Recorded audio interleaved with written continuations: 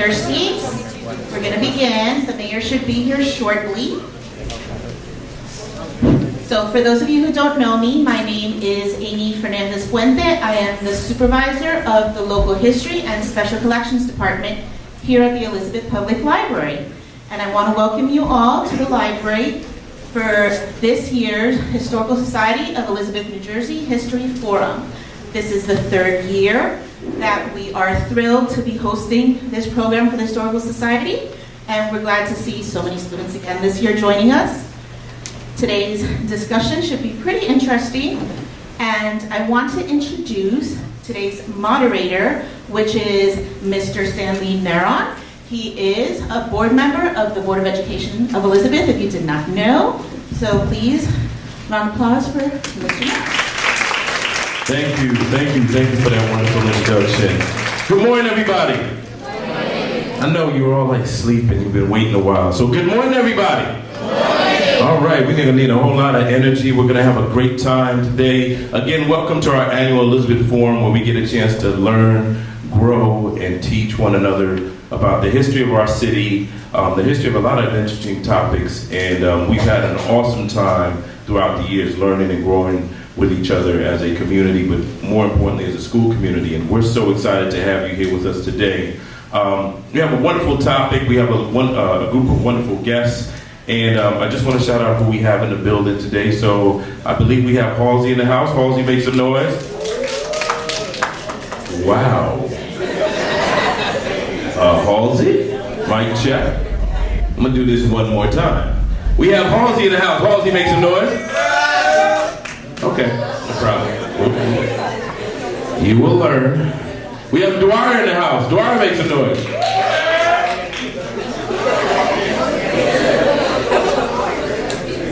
We're gonna get this right. Is Jefferson's in the house? Make some noise.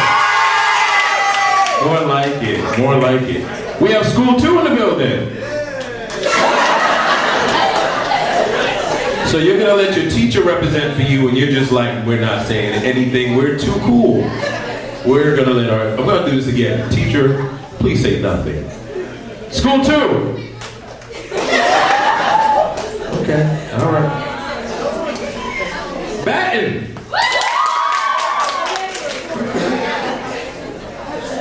Ciccarell. So Ciccarell and Jefferson are the only two in the building.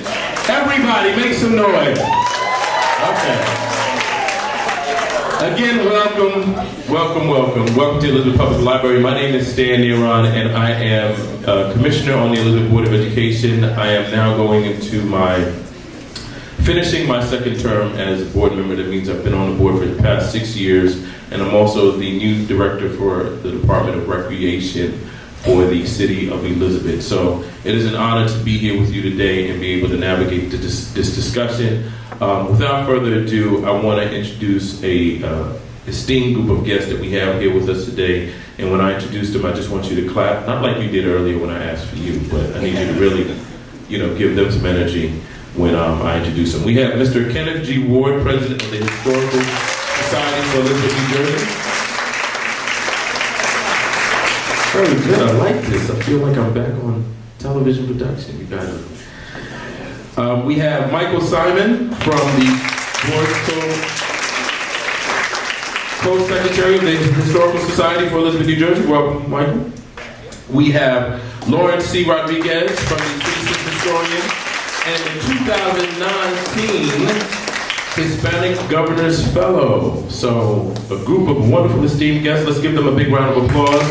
And joining us in a few minutes is the Honorable Mayor of this great city, Mayor J. Christian Bowich, who will be with you shortly. So there you go, Mayor J. Christian Bowich. Let's give him a big round of applause. Welcome, Mayor. So just want to brief you on today's topic. And today's topic is about bartering. And if you don't know what bartering is a method of buying and selling products and services without using money. And we recently just taped the mayor's TV show, and we talked about different methods of bartering.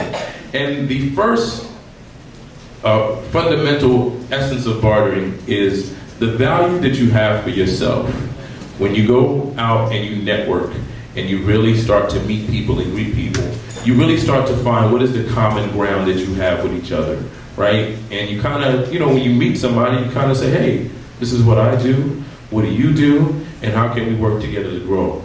And I would say that that is the essence of networking, and that takes you a very long way. And putting value on who you are is extremely important. Before there's even money, before we're talking about anything that you particularly, the company that you work with, a school that you go to, it's about you, the value that you put in yourself. And we all should understand that we're extremely valuable. There is no dollar amount that can surpass what you're worth. And that is the first system of bartering, when you decide to network and meet somebody else. But today we're going to engage in this discussion, and we're going to start off with our mayor, Mayor J. Christian Bowers this morning. Mayor, welcome again. Thank you for joining us for this annual Elizabeth Forum 2019. And we just want to talk about, you know, your perspective on bartering and what that means to you. Well, I didn't even know what bartering was, to be honest with you, until we did a TV show. And then I learned that students are doing it all the time. I've learned that students have the ability to share. I watch my daughter at Tampa share homework. You might think, oh my God, that's terrible, right? No. At times you can learn from other students, right? And other students may have an influence and a positive way on how you go about doing things. So when we talked about bartering going back as Ken Ward, because Ken was born in 1774, so Ken knows all about how bartering occurred way back then, right Ken? And he's going to share some of that influence with us, how basically if you wanted to get something from the tannery shop and you were a farmer, you could trade your goods for something you may need for your horses. And I was also told and advised that in the 1800s, people paid their taxes with apples and oranges and fruits and vegetables. Now, I don't think we could survive today if the people decided to pay their taxes in fruits and vegetables. I don't know how we would pay the firemen and policemen. They probably wouldn't be too happy if I said, here's a crate of apples for your week's work. But bartering has a role in today's society in a major way. And I think it does at a higher clip with young people, especially with social media. Because you exchange Instagram applications, you exchange your phone numbers, you exchange Facebook messages, you may hear some quote from someone who you really liked, and you pass that quote on, and then someone sends you a quote back. This young girl's looking at me like she does this all the time. Oh, she's rolling her eyes. So you swap these things. That's what bartering is all about. And I'm interested to hear the rest of the panelists too, because I'm fascinated by this term. I understood it in the 1700s, but how it works in 2019 is fascinating. Thank you, Mayor. So our next panelist, we want to go to Kenneth G. Ward, President of the Elizabeth Historical Society, who will give us a foundation on bartering. Okay, here we go. As the mayor said, a barter system is a method of buying and selling products and services without using money. In a casino poker game, the players use plastic chips. The chips are not money and are valueless outside the casino. In colonial America, before the American Revolution, people assigned value to products like food, cloth, and wood, which they used for cooking. They also set a guideline for a minimum wage for a day's work, which was about 3 shillings. A 6-day work week was worth about £1. These values are expressed in English money using pounds, shillings, and pennies. 12 pennies make 1 shilling, 20 shillings make a pound. England did not allow money to leave England. That alone was another good reason for having a revolution. We had no money. To solve the problem of having very little English money, people set up accounts with the shops and with each other, pretending that they actually had English money, even though they did not and could not get it easily. Products and services were priced as if there was money. In Elizabeth, we had a weekly newspaper, the Journal. The journal printed the value of products in English money on a weekly basis. And by the way, there's a fantastic set of the journal in this library available to all of us. I hope some of you use it because it's a wonderful resource for doing research. Even though there are very few, English soldiers did get paid in English money. Even during the Revolution, they were buying whatever they needed with real English money. That was a great benefit to our local rebel economy. There were 30,000 German and English soldiers living on Staten Island, and much of their food came from the farmers in Elizabeth, and they paid gold.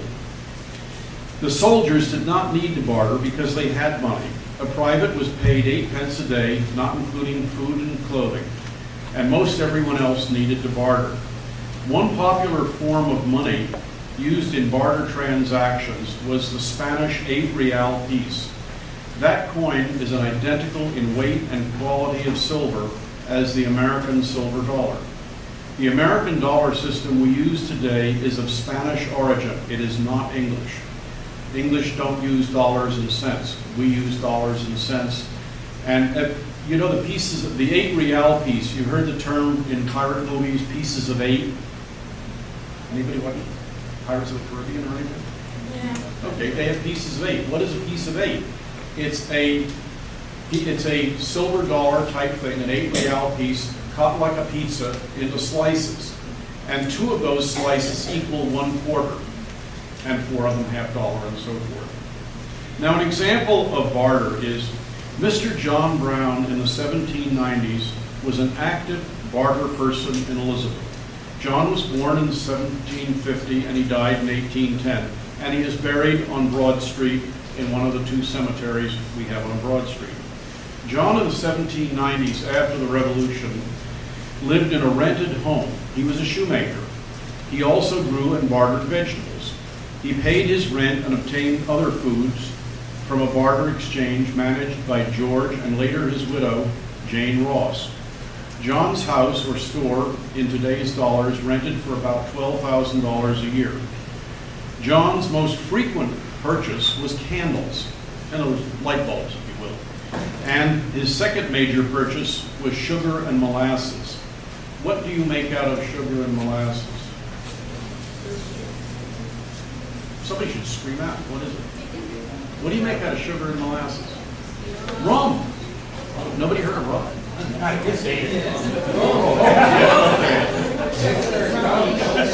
John makes rum, but none of his writings indicate that he does make rum. But there's no way he could have consumed that much molasses and sugars himself. So he had to be doing something with it. He probably was just trying to avoid taxes. That's what we thought, I'm sure. Let's just say they learned something new today. Let's just say they learned something new today. Did you learn something new today? Yes. There you have it. John earned credit for barter by making and repairing shoes. John had 2 apprentices. One of them was John Scudder and one was Jacob Searing. And they ran away. And John Brown offered a $4 reward for their return. Perhaps John was not a good employer. John also grew vegetables, and he bartered 50 pumpkins, and he bartered picking of apples. I have the possible thought that the apprentices might have run away because he was making them pick vegetables and not teaching them to make shoes, which is why they were apprentices. I don't know. Maybe someday I'll find out. I think John's house or store was owned by Jane Ross, widow of George Ross, and by the way, he's also buried on Broad Street. So these are all local people. These are not imaginary critters that I thought up. John Brown's house was painted by William Rumsden, and he had an apprentice boy. That's the only description. And the barter cost for the job in today's money was about $1,000, and that went into Jane Ross's barter account. So John also made a coffin. I don't know who for, but he charged £1 4 shillings for it. And that went into his barter account, so he got credit for making 1 coffin. John also had a cow. He doesn't seem to have a barn, because in the winter, he bartered out the wintering of his cow. So the fields didn't have good grass, and he needed oats and hay to feed the cow, so he continued to get the milk. So he paid $5 for wintering his cow. In 1798, John owed $330 to his barter store, which in early U.S. history is a sizable debt for a middle-class America. It is like carrying $10,000 on your Visa credit. On January 1st, 1799, John pays off his account fully, and he continues to barter for his rent. So he's paying Jane Ross essentially whatever he barters, and she is taking that as credit. Now what I've done is I have this map over here that has all those little tags. Those are all farmers that are in the same exchange that John is in. So you notice that, and on this map, which that's a bigger one, you can actually tell whether they have orchards or whether they have fields for cows or whether they are growing vegetables. There's a little legend on the bottom here, which gives you the code. So if you see the little ones like that, that means it's an orchard. So if you later go onto the website for the Library of Congress, you can look up that map, and then you can figure out where you exactly live and what was going on the property that you live on, and what was going on in the 1770s. After the Revolution on June 1st, 1786, the New Jersey legislature permitted the much-needed minting of money. And in 1788, Matthias Ogden, who lived on what is now Catherine Street, set up a mint on Elizabeth Avenue. He had the authority to make 2 million pennies. This is actually a British penny, and an American penny is actually worth, is about half the weight of this. This is a copper penny, has King George's picture, and anyone would gladly accept it. But anyway, if he could get enough copper, he could make a profit of 1 penny on each penny he minted. In today's money, that would purchase about 27 cents. So each penny then would buy you what 27 cents would buy you today. This coin, made in Elizabeth, had the motto, E pluribus unum, from many, one. It is the first place where that phrase is ever used on a coin, and that happened right here in Elizabeth on Elizabeth Avenue. And so that's sort of another first for Elizabeth. The barter system is tricky because you need a lot of trust to do something and make trades with someone. You would want to know if the person can pay you back. Does he actually have the income to be able to pay you back? You then want to know if the person would be willing to pay you back, even if it was a long time since you made the debt. For example, in a barter system, a person who is a farmer will not be able to pay back the barter store until his crops are harvested. So you always have to wait till the fall before you're going to have anything worth anything at all if you're a farmer. Okay, what happens if you have a bad harvest? It means you can't pay. So in the barter arrangement, it stays on the books and just sits there waiting till you can pay. And Mr. John is a person, that's how he got the $10,000 debt on his, supposedly his credit card that I said. Anyway, it happened in 1799. He probably had a good year, and he actually was able to pay everybody back. And he continued to rent his store, or house, or both, from Jane Ross. John Brown continues making shoes for Jane Ross, and he takes orders for more shoes. Maybe he has his apprentices back to do that, I don't know.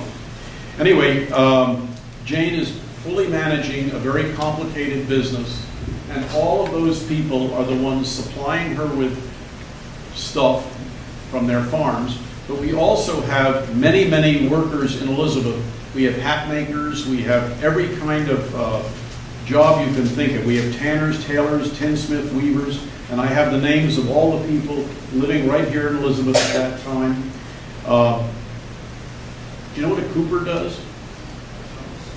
A cooper makes barrels.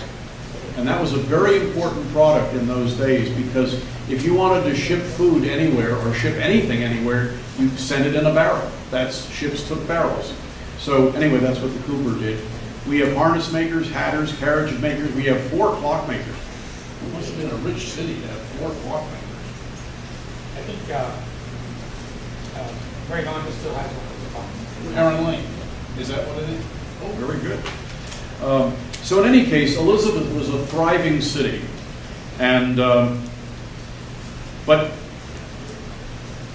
what happens next is, in the colonial era before the Revolution and 25 years after the Revolution, Elizabeth had many skilled workers, but they acquired their experience in other countries. Essentially, these were immigrants who arrive in this country with certain skills. They can make shoes, they can make silver, they can make all kinds of things. And they're immigrants. But how do you start a business when you have no money in circulation? You have to establish, if you will, credit with people around you so that you can get what you need to make your stuff, and you have to be able to trade. That's where the barter store comes in. So that you may have to take food and supplies, and the barter store provides them, and then later on you will be essentially paying the barter store back with whatever it is you make. On the map we have shown the barter trading, and as the mayor said, who is the biggest user of barter in Elizabeth? It was the mayor, because all taxes were in the form of barter. People didn't have money, so they had to pay with the vegetables or their own labor.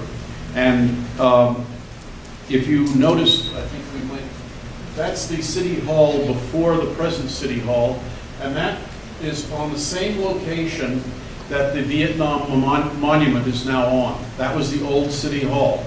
And the lovely new city hall, that's right behind that, where the mayor's office now is. But the mayor doesn't take vegetables. The whole first floor, Wasabi. okay. The whole first floor of City Hall was stalls where people sold vegetables. And the city, no doubt, sold the vegetables that it was getting in the form of taxes. So essentially, if you didn't have anything to sell, by the way, wheat was received at 5 shillings per bushel, peas were 6 shillings a bushel, and beef was 2 cents per pound. In today's money, that's 50 cents.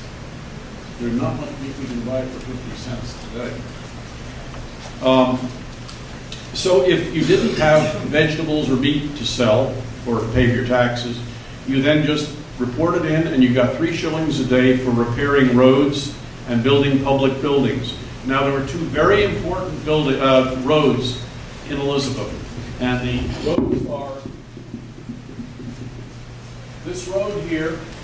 That one was started in 1673. It's the King's Highway, and this green one is the Old York Road, and that's finished fully functioning in 1711. Can we connect the dots for a second? Who was here last year? Anybody? The teachers. Cool. So last year's forum was about the King's Highway, where we learned all about the King's Highway and transportation. So just to connect the dots on how significant that was, because we learned the essence of the origins of the King's Highway, and that was last year's discussion.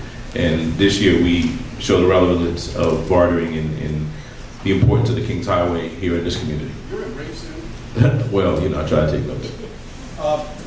This King's Highway is the road that goes from Boston down to Charleston. It's the main highway of all commerce in the United States. That's it. And the mayor is responsible, going through Elizabeth, to make sure both of those roads stay open. Ken, how is it relevant today? What road is that? What street is that? Route 1 and 9. It's Broad Street. Is it St. George? And St. George Avenue. St. George Avenue.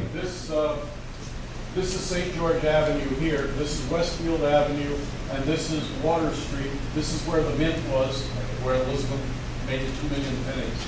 And this goes right down. This is the oldest street in New Jersey. Am I correct? But it was called Water Street then. So if you understand, the roads and the highways are essential to the economy and driving the economic force here in all our cities and all our urban districts and cities in general. If you go out to Middle America, where you don't have a lot of major roads, you notice a lot of there's not a lot of jobs, not a lot of commerce happening where there's no major roads. So major roads are very essential to the economy and growth of the city. When my father was born in 1912, there were only like 100 miles of paved road between Elizabeth, New Jersey and San Francisco. That was from last year, remember? Yes. So that we take for granted good roads, but let me tell you, taking care of a muddy road that's got mud 6, 8 inches deep, and that's the job of the city. The whole economy, if you'll notice, Elizabeth is not halfway, but it's a major point. And at one point, the little green road going out towards Westfield and then on west, that was the only road going west. So this was critical to commerce, that Elizabeth keep its roads functioning.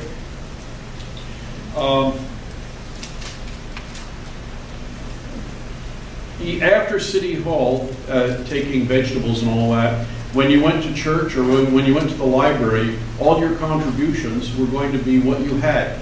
You didn't drop money in the plate because you didn't have it, and you couldn't very well drop a bunch of peas or beef in the collection plate, and you couldn't take out a book from the library by handing someone a stick of corn or an ear of corn. That's why you use barter. So you would go to your barter account, and the library would buy books, and they would do it with barter. So and churches had very large accounts because people paying their church dues would be using a barter store to make their contribution to their church, or if they sent their kid to a school, they had to use barter because they didn't have any money for tuition. They had to pay in vegetables or something. The schools weren't free. No, they weren't. They were close, and some of the religious schools were close to being free, but you had to pay. And today you don't. So it's we've come a long way. Well, you do notice it in your tax bill somewhere. Well, There's yes. something there. Okay. You can't pay an apple. You can't pay in apples anymore. Okay, now Lauren will now bring barter up to date with present examples of how the system works now. Lauren? Good morning, everyone. Yes, I will bring bartering to the modern day. And bartering was ideal in a simple economy. However, it would be a misconception to say it's not important today as it was post-American Revolution. We all barter, whether we acknowledge it or not, and bartering has come far. The two main statements I want you to keep in mind are: money is not always required to get what you need. A trade doesn't need to be between items or services of equal value to be fair. Do you know what I mean? Yes. What do I mean? Stand up. You can stand. Where are you? When they come to you? Well, what do I mean that you don't need money to get what you need? Yeah, like he said, that's how they survived post-revolution and pre-revolution in Elizabeth. To elaborate on those statements, currency is not always dependable, and history has proven that. It is up to the parties involved in the bartering agreement to determine what is fair. A bartering benefit is to see a mutual benefit in exchanging goods and services instead of cash. Bartering is perfect in order to avoid using your own money, whether you have it or not. In addition to enabling those who are short of hard currency to obtain goods and services. Trading is not rare in schools, as you all know. How many of you trade in school? Guys look nervous out there. Do you trade or do you not trade? However, the depth of the possibilities and the benefits need to be explored so it can be utilized beyond high school. Because are you going to stay in high school forever? You can exchange your time and goods and talents as bartering. Temporary sacrifices that you make to barter with earned skills and goods saves your cash. The developed skills that you gain from experiences such as being a student or an intern are valuable and can be bartered. So accumulating skills and experience can benefit your wallet as well as your professional career. Bartering can be a part of your lifestyle even when your cash income increases with age and time, because we're always going to want to save money. Create a list of skills and another list of things that you need and want, and as a budgeting method, because just like we budget with money, you can budget with your skills and talents. If you're offering a professional service, you already know what your standard rates are. But if you've never charged for your services before, have you all charged before? You're nodding your head. What have you charged for? You've charged for services before? Like? Say it again? Oh, when they asked you to do their homework. Okay. See, that's perfect. Got it. Well, what do you get in return when you do somebody's homework? Money. Got it. So when you do the research, they pay you. Well, that's not bartering because you're using money. But if you have never charged for your services before, then you need to land on a valid price tag based on your time and skills. It helps when negotiating during a trade because you're not going to negotiate well if you don't know what you're negotiating and what is the value of it. For example, to barter accounting or administrative skills, look into what local tape agencies are bartering for contractors for such services to know within what range you should charge, because there is not exact price you're going to barter for. It is as simple as you can babysit in exchange for math tutoring, trading textbooks, notes, assignment papers, for example, homework, as bartering. The two main factors you must keep in mind in order to barter is reputation and trust. A reputation is important in regards to bartering. Having a good reputation gives you better odds swapping with others. What happens if you start bartering and you didn't keep up your end of the bargain? Yeah. Raise your hand. Go to jail? Well, you won't go to jail, technically. No one else will want to barter. Exactly. So if you want to barter in the future, you must keep your end of the bargain. If you agree to give something, you must give it, or don't expect to be able to barter in the future. The lack of security in bartering is an example it's an important reason why you must be able to be honest about being able and intending to complete the transaction. Because many of us might start with good intentions when we barter, but we also must look a little further into the future whether we can barter. For example, like Kim Ward mentioned, a lot of people were bartering with crops that didn't grow yet. And let's say the harvest was bad. Then they owe. And none of us want to owe, right? So building bartering relationships is important in order to successfully continue bartering. Those you can trust, whether it be friends or family, can be ideal partners to barter with, especially when you have mutual understanding, flexibility, and respect for bartering. There's a type of bartering I want everybody to start using. However, you can if you want. It's called green bartering. We have a lot of goods and services at home. We have a lot of products that we bought in the past. So why not use it? There is a green and effective form of bartering that is becoming more popular with the past and upcoming generation who possess many goods such as video games, trading cards, old research papers, and products which have value that increases with time. Instead of paying for something and getting rid of it with no cost when done, swap and resale gives you the ability to extend the value. And it is eco-friendly because it helps prevent waste. How many of you have passed something down for something else? So you bartered. So what did you pass down? Yes, you raised your hand. Especially in my mother's side, they're very interested in like rings and gold. So like I like to pass it down to like maybe my cousin. Well, yeah, the reason I call it green bartering is because you're preventing a waste. It's better to pass it on than let it, end up in the ocean. And you may all ask me, how do I know the value of my goods and services? Well, you can do some research. It's the beauty of the internet that you can just go online, your smartphone or a computer or any device that allows you to go online. Your exchanges are recognized through various websites. Your trading service for a product. You can research the value of items, say a used computer, through a site like Gazelle or even such auction sites as eBay. Does everyone know what eBay is? Yes, it's just as old as Amazon, right? So there are over 1,000 bartering websites, SwapRight.com, BarterQuest, TradeAway, Kidson, to name a few. You can even go to Barter USA. Pick a state or region where you are, you post what you have, and people will respond. Craigslist will also allow a barter agreement. Posing as a middleman, the role is usually played historically by bankers and bookkeepers, mentioned by Ken Ward. Also, if you're making any kind of income, also keep in mind taxes. It must be paid. So received goods and services and bartering transactions are considered taxable income by the IRS. Parties involved must report the value as income on tax returns. Failure to report bartering activities can lead to tax penalties. Just like I'm telling you, bartering is so great, you must be aware that there is a time and a place to barter and to be aware how to barter. Be aware that bartering can be inefficient and time-consuming when your goods and services can be found easily elsewhere and are not needed. It might take time to find a party to trade with if what you're providing is not deemed valuable.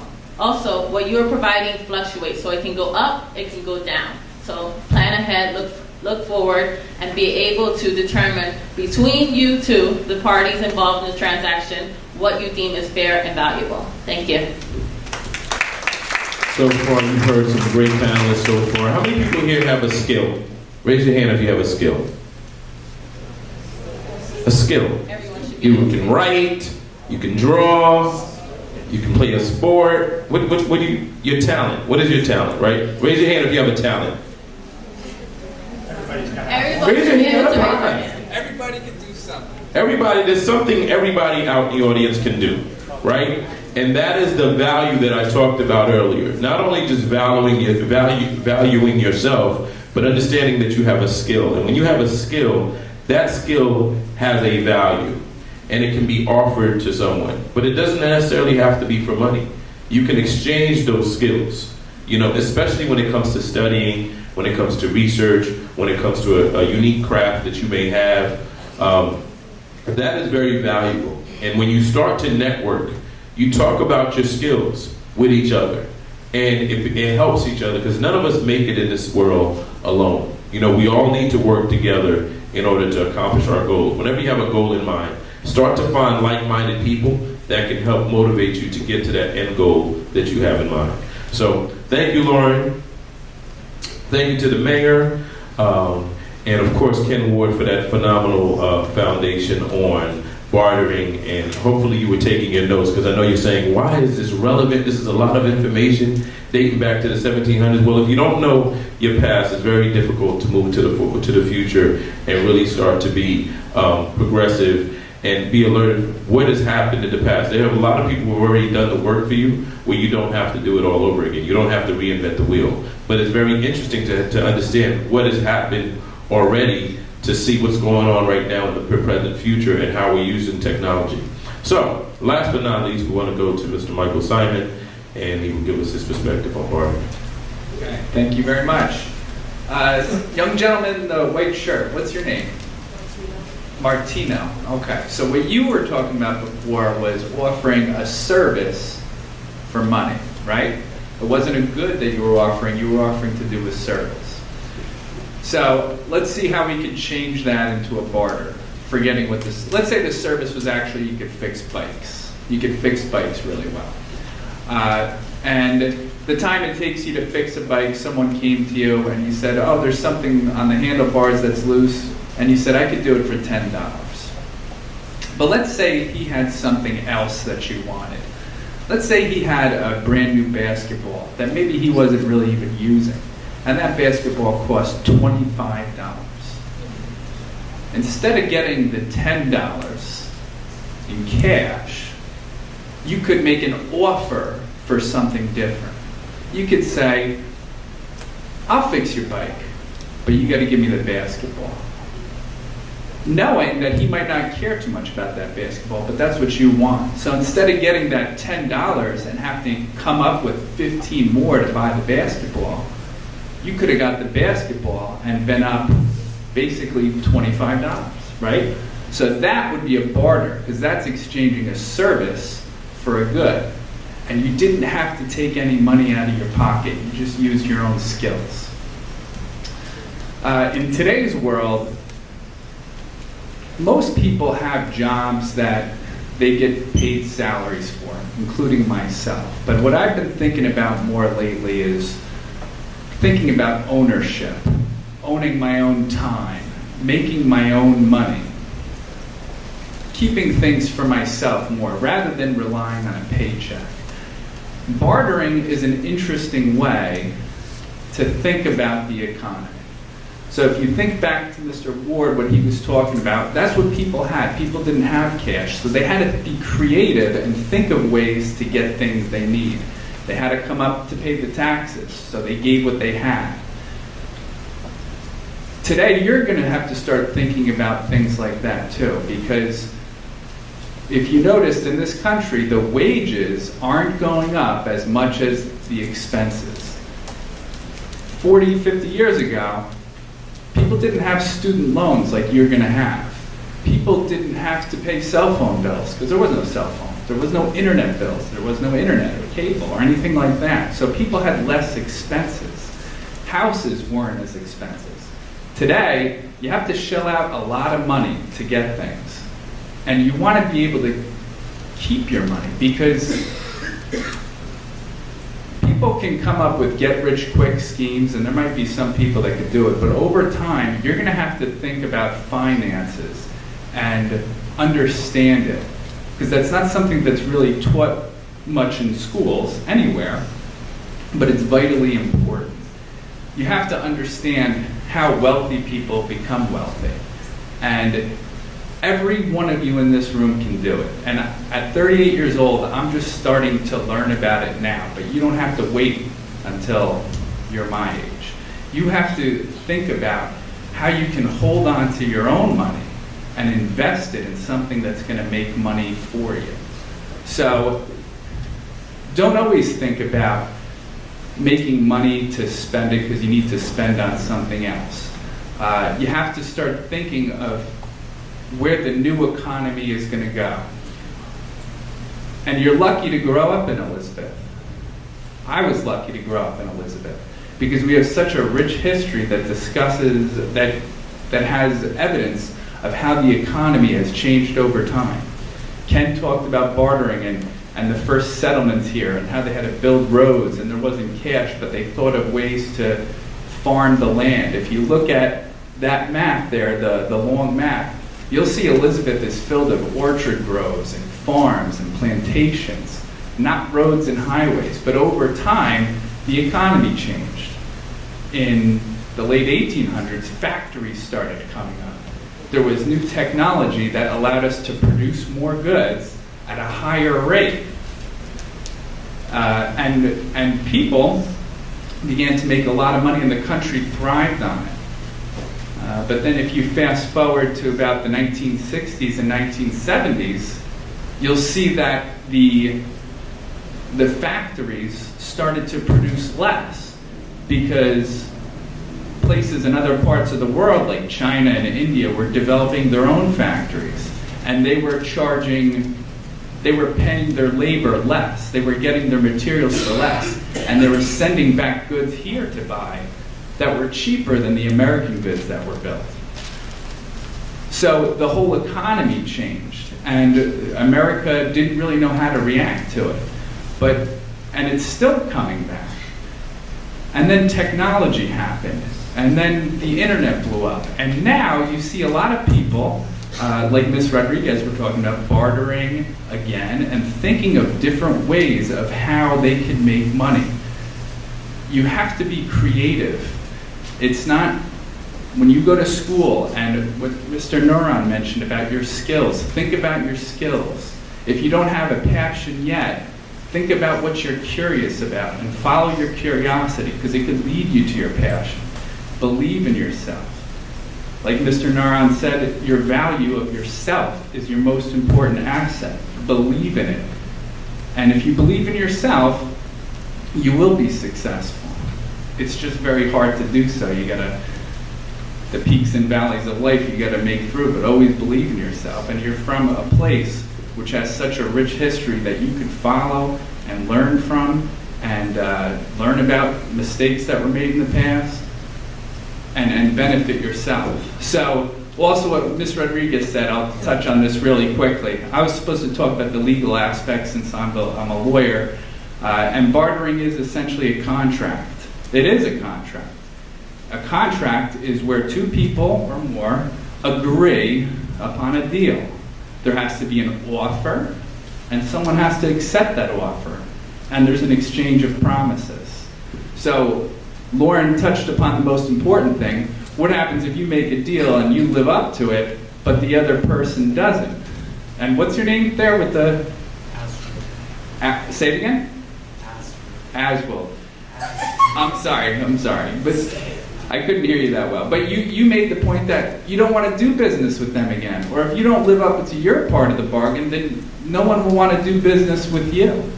There's a trustworthiness that comes with bartering. So when you make a deal, you live up to your deal. And if you see someone that doesn't, then don't do business with that person anymore. And if you really lose out on a deal, what do? What if you lost out on a big deal and you can't just move on from it? You can't just say... You hire a lawyer? Exactly. You hire a lawyer. Or you could represent yourself in some cases, but you go to court, and the courts could settle it out. There's litigation, but those are things that you don't want to get involved in. You want to have value in yourself. You want to trust the people you're doing business with, and you have to also be trustworthy, and everything will work out. But in other words, what I want you to come away with this is trust the value in yourself, follow your curiosities, understand your skills, and think creatively of how you can prosper. Don't spend your money so quickly. Barter first. Barter, if you can. Don't get rid of your money. Invest your money. Thank you. Let's give our panelists a big round of applause. So there is a lot of value up here, right? Stan? Yes. The mayor just asked me a question a moment ago about bitcoins. Anybody know what a bitcoin is? Yes. Okay. Well, I don't understand it. There's a reason he doesn't understand I've it. listened to Wall Street people, other people explain it to me, I don't get it. And the reason he doesn't get it is because it doesn't make sense. He's a smart enough man to know when he sees a deal that he shouldn't be in. It's a barter arrangement, but it's a bad barter arrangement. Thank you. So there's a lot of value up here. You have a historian that you heard from. Let's give him a big round of applause. You have the mayor of the fourth largest city and of the mayor of your great city in the state of New Jersey that you heard from. You heard from an attorney. And you heard from somebody who's closer to your generation, who recently just graduated from Kane University with her master's degree yesterday, right? She just graduated yesterday with her master's degree. So give her a big round of applause. And you went to Hamilton? Yes, I went to Hamilton Preparatory Academy. So she went to Hamilton Preparatory Academy, so a product of the Elizabeth School System. So a lot of value here that you can learn from and that you can synergize with to get all the knowledge that you need. So we're gonna open the floor to you so you can ask some great questions. But before I do that, I wanna just give a big shout out to the Elizabeth Historical Society for helping put this together. Give them a big round of applause. Future City, the Elizabeth Public Library, the Elizabeth Board of Education. We have Mr. Bruce F. Line here. Please give him a big round of applause. Stand up so they can see you. Give them a big round of applause for making this possible. And all your teachers are here, so if your teachers can stand up, because I don't want to miss anybody. Come on. Because without them, you wouldn't be here. Yes. All right. So thank you for all your great work and the work that you've done to get our students here. But let's go out in the audience. Can we turn the lights on so we can see the people out here? When the camera comes on, we can see them. All right. Awesome. So let's talk to our panelists. Let's ask them some intriguing questions, and hopefully we can learn and grow from each other. So, questions, anyone? Not everybody at once. I am overwhelmed. Too many questions.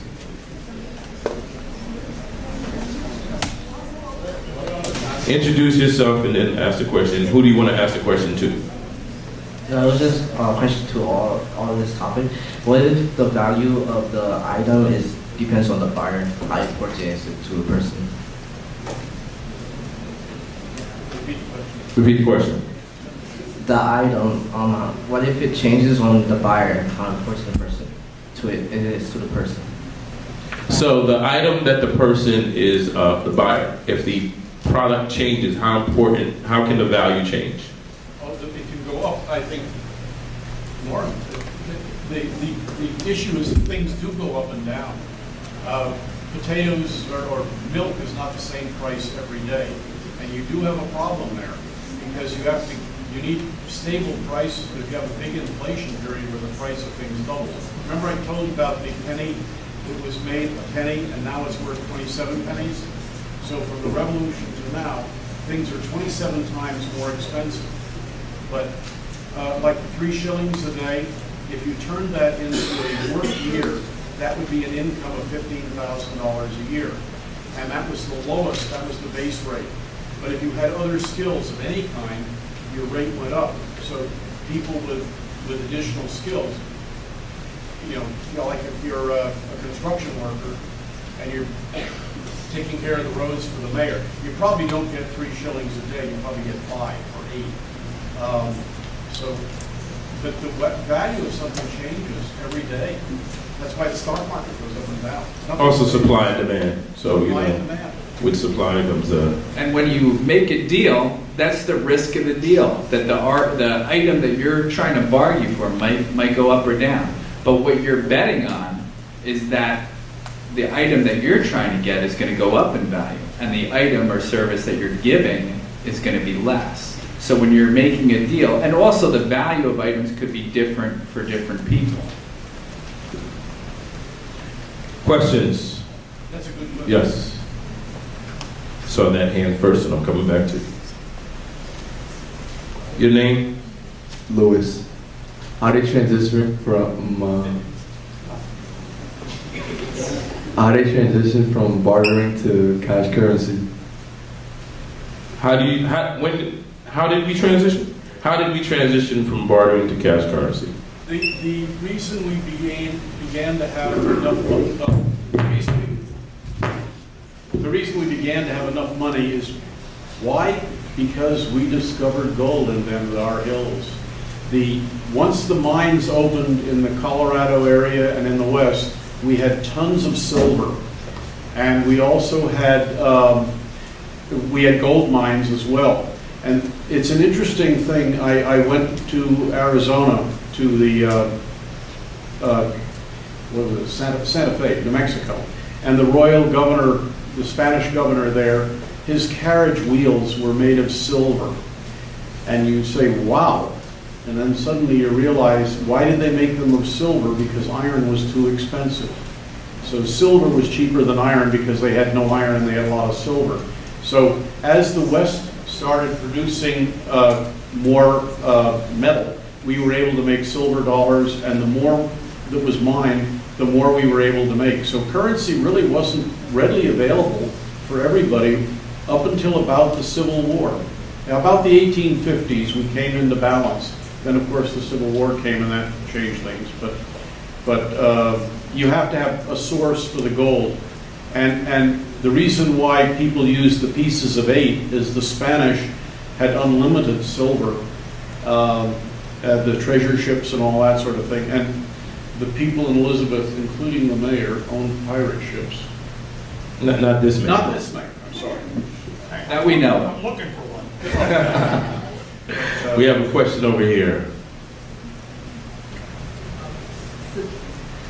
This might sound kind of dumb, but why does inflation affect, like why does having more of a product out there, like milk or something, why is that able to decrease its value because it's in surplus? How does that? That's not a dumb question at all. That's a very, very smart question. Yes, it is. I'm not an economist, but I'll take a stab at the question. Inflation occurs when it's very complicated, actually. Like for example, when in 2008 there was a housing market crash, and all of a sudden, all the banks who were loaning people out money stopped loaning money. So now all of a sudden, the banks aren't lending and there's no cash flow going around. So that could have an effect on the prices of goods, because now all of a sudden people don't have money for extra things. So inflation could occur that way, based on if the banks are freely lending money or if they're holding on to it. If they're lending more money, then people or businesses might charge more items because there's more money to go around. So I'm not an economist, I'm not. But I urge you guys to learn about the economy and to learn about loans and lending, because loans aren't always bad. Credit's not always bad, it can be. But learn the difference between bad credit and good credit, getting loans, how the banks operate. Because every wealthy person in America takes out loans for their businesses and pays them off in different ways. And that's really how businesses work. They do operate on lines of credit. So inflation could happen, based on the availability of money going around. If there's a depression, or if there's a recession, the wealthy people who are giving out their money are suddenly holding on to it more, and there's not enough going around. People aren't going to be earning as much money at their jobs. There's not going to be raises. That's another reason why not to be tied to a salary if you're not good with your money. So I want to thank Mike for that explanation. He's 100% correct. I majored in economics in college. So the last high inflationary period we had in this country was in 1979, 1980. And at that time, exactly what Mike said was happening. The banks restricted the flow of money. And by restricting the flow of money, the price of goods increased. With the price of goods increasing and the salary and wages not increasing to keep up with the price of goods, then therefore you have high inflation. In today's market and economy, over the last 37 years, that has not happened in this country due to the reactions of the Fed by keeping the interest rates low. And when the interest rates are risen by the Fed, that is done in order to offset high inflationary indexes. Now, if you want to look for a country that has high inflation at the current moment, you can look to Venezuela. And you can see in Venezuela where the federal government has restricted the flow of money, has not paid salary and wages, yet the price of goods has continued to rise as imports have been restricted and exports have fallen off the chart, where they can no longer export their oil due to sanctions imposed upon them by Western governments. So, as Mike said, inflation is a very, very difficult thing to understand and to grasp. And sometimes it happened really, really quickly. And in 2007, when we had the housing crash, people were expecting what was unheard of in this country at that time. They were actually expecting deflation, where the price of goods were going to continue to go down as the interest rates were going to go up. That did not happen. But we faced a severe recession from 2007 to about 2011 due to the restrictions on the housing market and the explosion of the debt. So debt also plays a role in inflation, but a different role. So summing up what Mike said and why said, inflation is complicated, but we don't have it in this country at the current time. Also, another example that we can share, I own a restaurant, for example, right? And we have distributors that we deal with. And currently, we have a really good item on the menu, which is red snapper. And currently, the red snapper farmers cannot fish red snappers that are the right size or right weight. It's usually like 2 pounds, 1.5 pounds. And they're way, way too big. So they're not distributing any red snapper, so there's no red snapper available. So if you can find the red snapper available, it would come at a higher rate, so you'd have to sell it higher. So if you have like they said, the shortage, it becomes at a higher rate. But if you have an overabundance, you can liquidate it. You definitely want to liquidate it because it can go bad, if you can't get rid of it. So that's what you see with milk. If you have a lot of milk, and you can get rid of it, you want to get rid of it because it all has an expiration date. So, somebody, a supermarket or a store may put it on sale and say, hey, we have all this milk here. If we don't get rid of this milk, it's going to go bad. So that's another, less economist. And there's one other way that high inflation occurs is when the government decides to print more money. If the government increases the money supply, that will increase inflation because the dollar is no longer worth what it was before the government started printing more money. And that really hasn't happened in the last 40 years either, since 1980. But that could happen again in the future where the government increases the money supply. You have just had a college course. You should take credit. So that was not a dumb question. See how, let's give a big round of applause for that.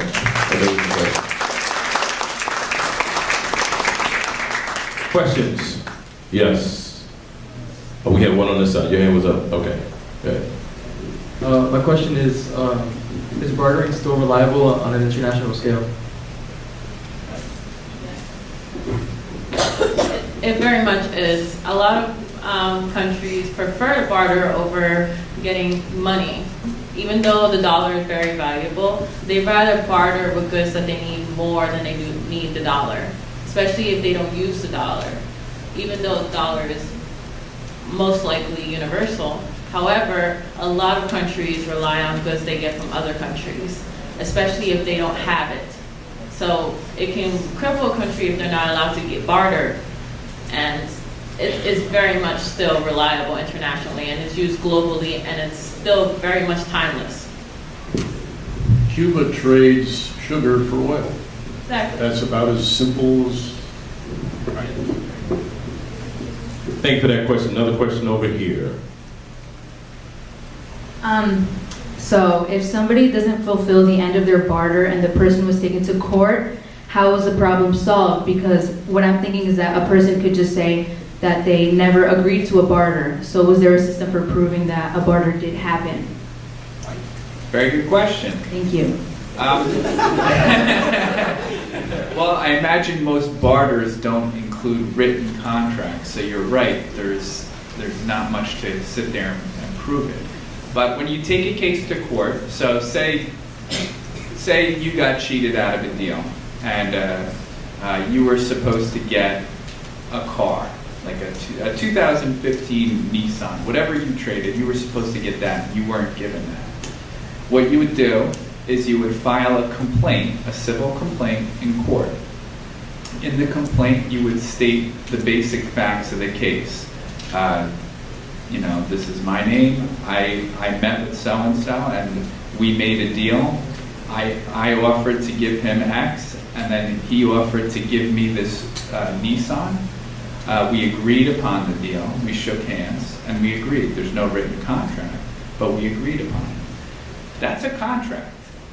Now, most of the times that you, especially bigger items, you're going to want to get a written contract. But when you make an agreement with somebody, that's a contract. So it is enforceable in court.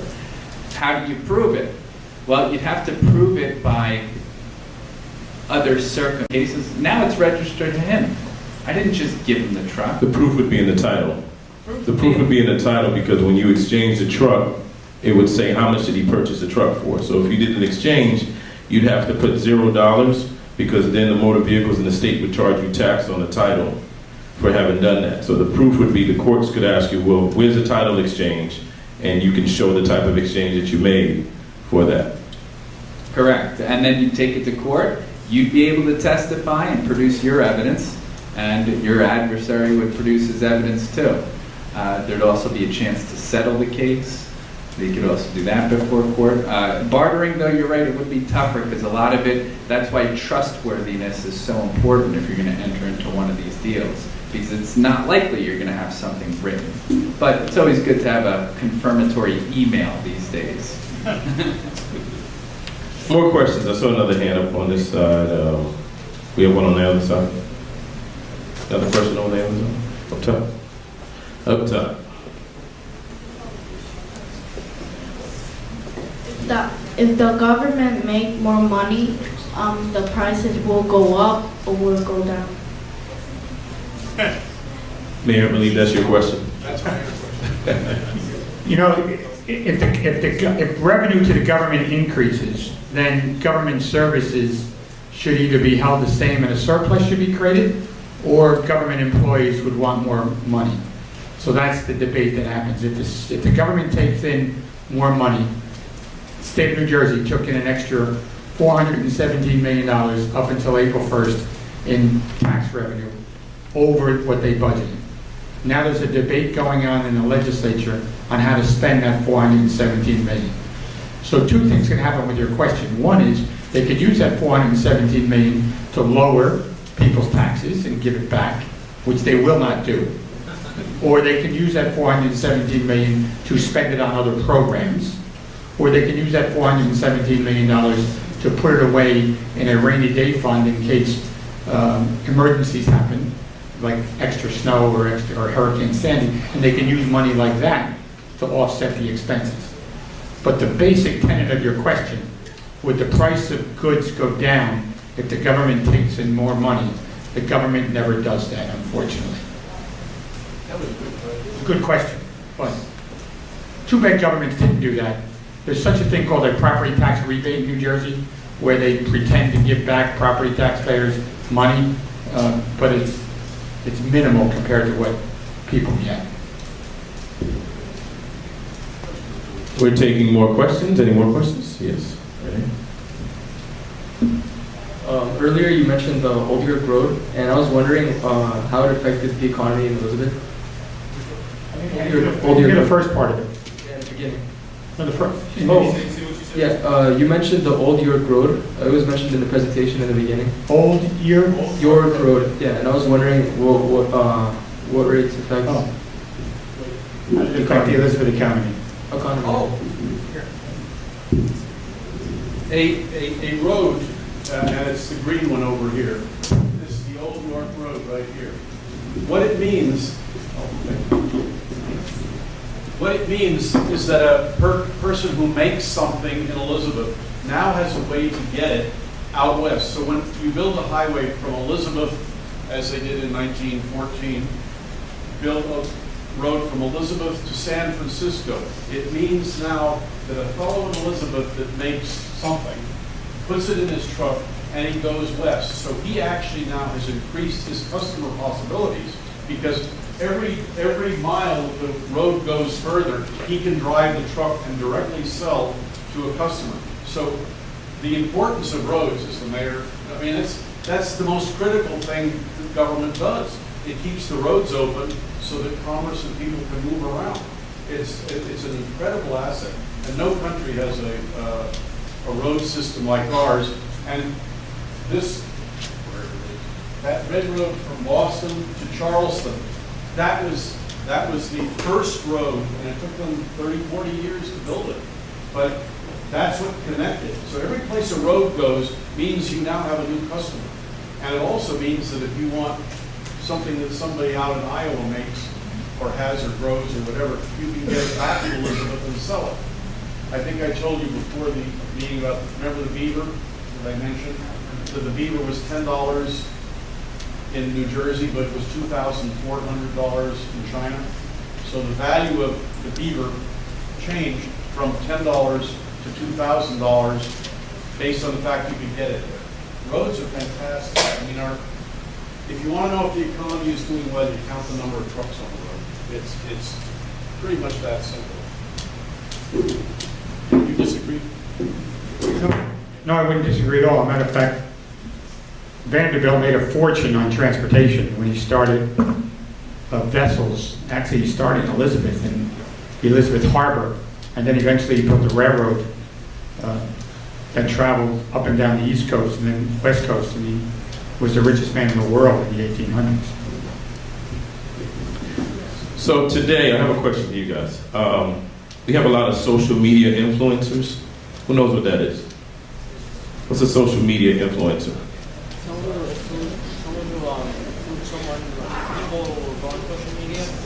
Somebody who influences people on social media, and people share ideas, likes, right? How many people share likes on Instagram and Facebook? Nobody? Raise your hand, come on. I'm talking to you guys. Instagram, Facebook, you guys share likes, you guys like people's pages, you share, yeah, right? Right? Okay. So that's a way of bartering.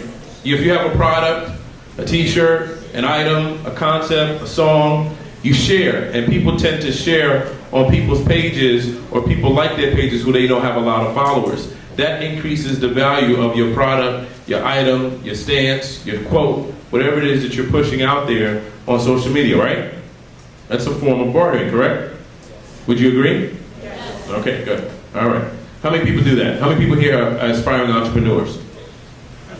Want to go into business? Anybody want to go into business? Yeah? This is your chance, folks. You got value up here, people that can help motivate your business and stimulate your business. And this is the art of networking and bartering. If you have something that you want to do, you want to accomplish, you got to put it out there. You got to make it plain. And I always say, name it, claim it, and frame it, right? Whatever your goal is in life that you have, that you want to accomplish, you have to say what that is. Because there's no way you're going to get the help of what you need if you don't tell people what you want to do and what's on your mind. You know, no idea is a dumb idea, no idea is silly, because there are some bizarre things happening out there that we never thought would become such a phenomenon. You know, when Mark Zuckerberg came up with Facebook, nobody thought it would be the phenomenon that it is today. And it has stimulated business, It has gotten people elected. It has helped business. It's helped law. It's helped economy. It's helped, this main discussion that we're having here. It has helped stimulate the entire world into a whole nother realm. And it's also connected families and reunited families and friends, and it's a strong foundation for business today. Any other questions? Yes?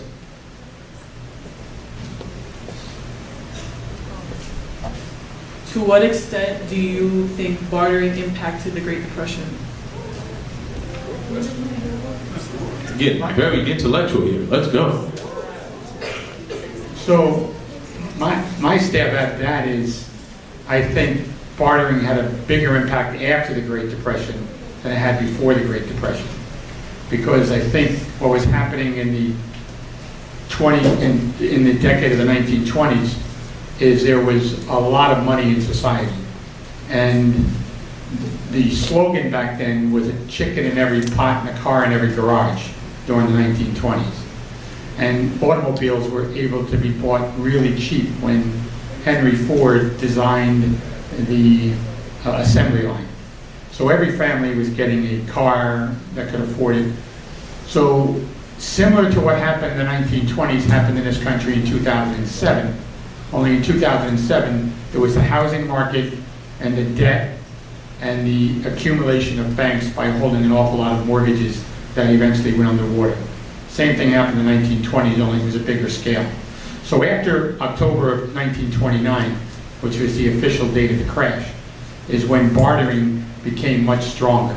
And people who survived between 1929 and the beginning of World War II, which then the economy started to pick up, bartering was a major factor for putting food on people's tables. Thank you, Mayor. Thank you for that great question. Any other questions? We're still talking. Let's go. You have a mic? No mic? Okay, it's up there. All right. Pass the mic then. Okay, so I wanted to know what is the main export of the United States today, and to what country it is, to, and how is it affecting the economy right now? What is our biggest export? Actually, the biggest manufacturing export is the airplane. We are by far the world's largest exporter to everybody of airplanes. That's our premier manufacturing. And now we have the unusual issue of exporting oil. We are now an exporter of oil, and we export coal as well. Even England and Germany are buying coal from us right now. Not as much as they did before, but there is still a need for some places to use coal, as dirty as it is. Does that sort of answer your question? Oh, okay. And also, I used to work in the shipping industry, so we used to export. And I worked for transatlantic Spanish lines in Sealand. And one of the things we exported a lot in the 1980s and 1990s was waste. Recycling materials were exported to China until China changed their acceptance rate. Corrugated cardboard was exported an awful lot overseas. And that's why if you're ever overseas and you see the shape of the boxes that you get, they've been reused and corrugated more times. Like if you get an Amazon box here, it's almost like virgin craft. It's brand new. But you get a box from overseas, it's really worn down because Europe and Asia are much better at recycling. We used to ship an awful lot of rags, recycled clothing, to Africa and third world countries, where then they would convert those rags into clothing in the other countries. So Europe, Asia, and Africa are much better at the United States by reusing things than our country is. So we've been a big exporter of waste besides the manufacturing goods that Ken spoke of. Probably the biggest thing in the world that Elizabeth is noted for is the Singer sewing machine. As the economies got worse, people wanted more sewing machines because now they were putting together their own clothes. So instead of having a product that was difficult to sell, the sewing machine was everywhere. And the worse it got, the more people wanted sewing machines, because that was the only way to recycle cloth into usable clothing. Yeah. And just to pick up on Ken's point, in the 1940s and 1950s, 40,000 people worked at the Singer manufacturing plant every day. 40,000 people. That's how many shifts. They had 3 shifts, Saturdays and Sundays. Plus they made war products for the World War II. And if you go down there, part of the Singer building is still in existence. Other parts have been torn down, and it's now at Atlanta and a bus factory. They made pistols and rifles. They made pistols and rifles down there, yeah. Well, I want to thank you. Are we done? I think we have one more question. All right. So I wanted to know which form of bartering would you promote to us as students, like in order to like apply this whole entire seminar towards us? What type of bartering would be most? I think Lauren should answer that. She's the closest. Lauren, this question is for you. Well, there's so many different forms of bartering. It really depends on the circumstance and the situation. For example, how many of you are planning to go to college? All right, so you should be very aware that textbooks are very expensive, and many things are expensive in college, and even college tuition is very expensive. So you want to save your money. I would become familiar with everyone in the classroom. Understand that they are in the same situation as you are. That they don't want to spend their money. So barter things that you have. I'm not necessarily saying your clothes, your shoes, but the assignments you have. I've had taken classes that my peers didn't take yet. I've had to barter my knowledge, basically tutor someone in history, since I'm pretty good at history, and I wasn't so good in mathematics. So we would barter each other's knowledge. She would tutor me one day and I'll tutor her another day. She didn't give me money, I didn't give her money. That's why we consider it bartering. I would use that in college. I would barter textbooks, trade one for the other. Be able to try to come to agreements on the value. You may have to barter 2 textbooks for 1. So bartering is very resourceful. It's just you need to understand the value of it to the other person. I may think something very valuable, like I really want that textbook, but what I have they may not want. I will have to offer 5 of them just to get that textbook. The negotiating skills that you develop bartering is one of the skills that you need. And I guess the type of bartering I want you to use is green bartering. Try to prevent as much waste as possible, especially when we're having issues with plastic coming out from the water. I want you guys to not throw away things. I want you to be able to trade them away. Give it to somebody who may need it, whether it's a peer, whether it's a family member, whether it just be your best friend who just, I want to wear that shirt. Fine, keep the shirt, basically. So does that answer your question? Thank you. We want to thank everybody here. Let's give our panelists another big round of applause. We want to thank you, the students. Give yourself a big round of applause for your great questions.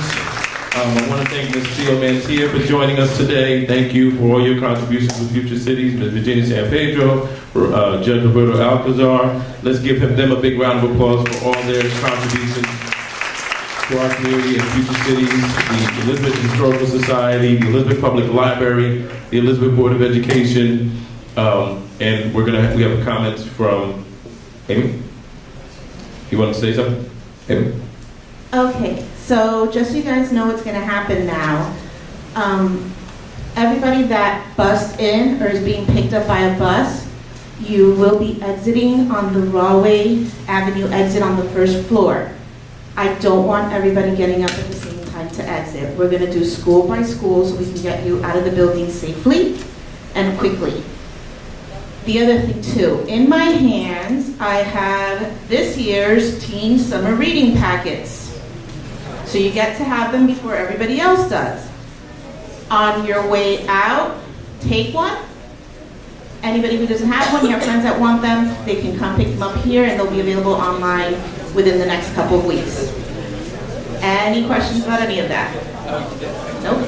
Okay. Thank you, Amy. Thank you for your contributions to the Elizabeth Public Library. Again, thank you, everyone. Have a wonderful, wonderful summer and a safe summer. Remember to barter. Remember to network. Remember to grow, read, continue to educate yourself. And iron sharpens iron, and I consider all of you to be iron. So make sure that when you network and you get with each other, you make each other better. All right?